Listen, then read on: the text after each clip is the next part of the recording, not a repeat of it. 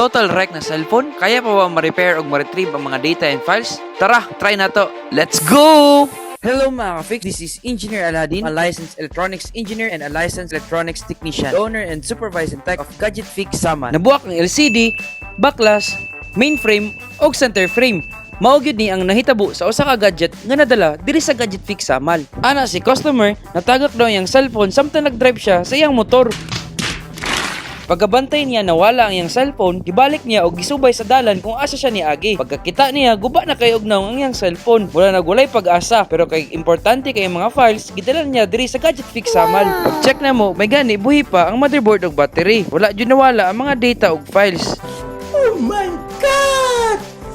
Wow! Actually mga fix, nagliso jud mig pangita sa mga parts na kailangan ilisan. Kaya wala jud stock sa among mga local na supplier.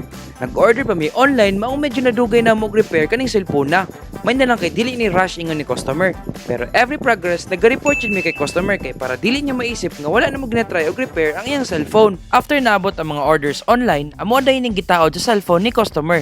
Na mo na pong gi-check tanan para dili sayang ang iyang gibayad and para di siya magsigig balik-balik if napay problem. Karon, fully functional na balik ang gadget.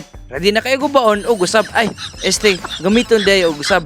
Kung guba ang imong gadget, ayaw lang kahadlok. Dad-adri sa Gadget Fix Samal kay andami mo ayo sa inyong daot nga gadget. Kung na may nga problema diri na sa Gadget Fix Samal, kalidad barato ug masaligang repair shop sa isla sa Samal.